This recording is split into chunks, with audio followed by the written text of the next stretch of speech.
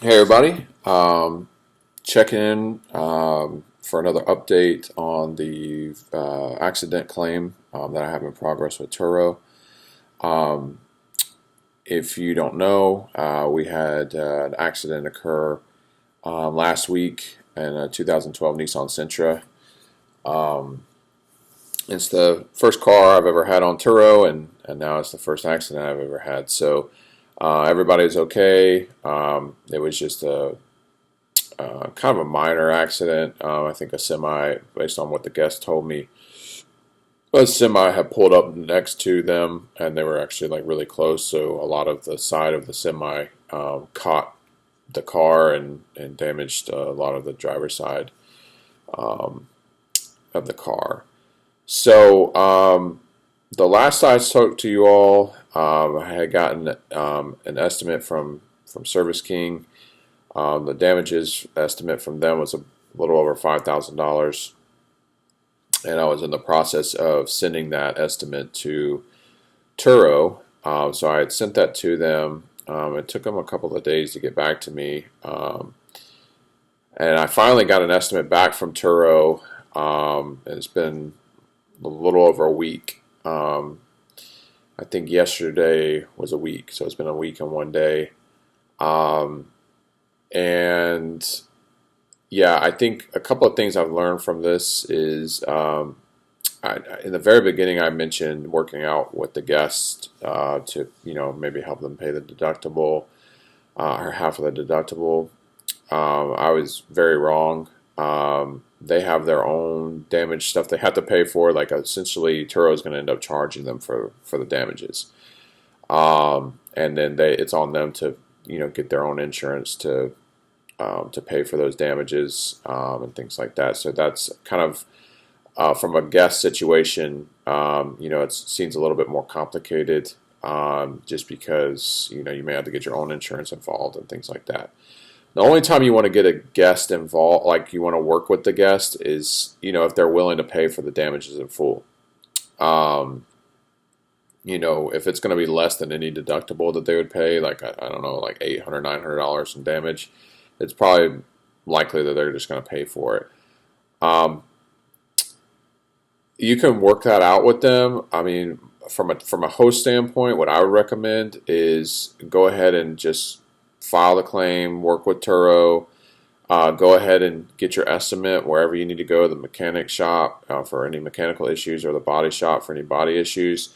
Go ahead and get your estimate from them as quickly as possible, and then let Turo, and then Turo will send your pictures to Turo and they'll work on their estimate. If you start trying to work with the guests and all like that, and they catch wind of that, it'll delay the whole process. So I almost basically just penalized myself $5,000 worth of damages over $125 that the guest paid me because Turo essentially claimed that as settling it with the guest. So I immediately refunded the guest, but that caused a delay. So just my recommendation, I think what I'll be doing next time is just working with Turo. If the guest and I decide to work it out, then we'll just let Turo know in the process. So right now, I have the estimate from Snapsheet, which is the Turo appraisal company. They appraised it at like a little over $1,000. So obviously there's a discrepancy, and Turo knows this is going to happen. They mentioned it in their emails to you.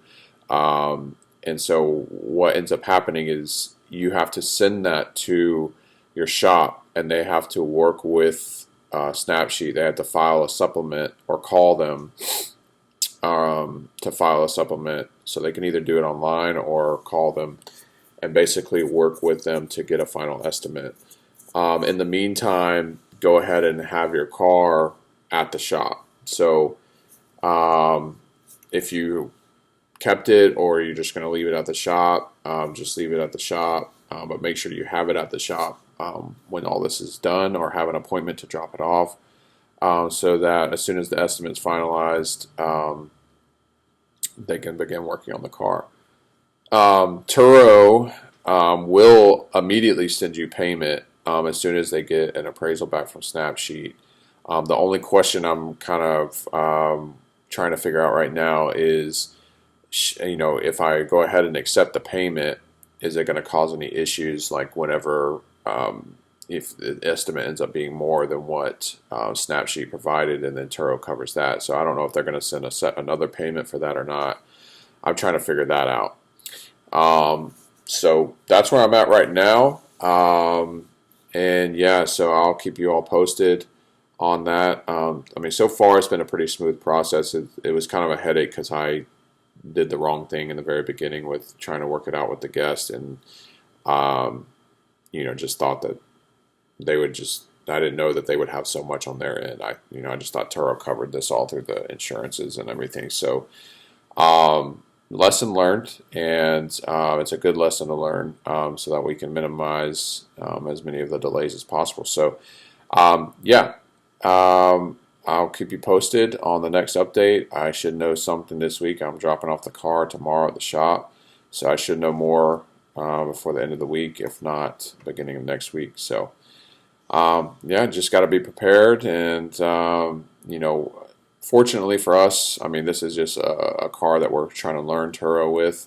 It's kind of a supplemental income, so it's not like a big deal. It would be sitting in the driveway anyway. So the fact that it's like going through repairs and all like that and not in use is nothing new to me. But it's just a kind of a learning experience car. So I really appreciate having this car, so I can learn this experience. And, before our other cars that I'm working with David on the Ford Raptor and the Jaguar, before those get into an accident, and we're having to learn through that. So I already have the head start. So yeah, let's go. I will check in with you all soon. Peace and love to you all, and we'll talk soon. Bye bye.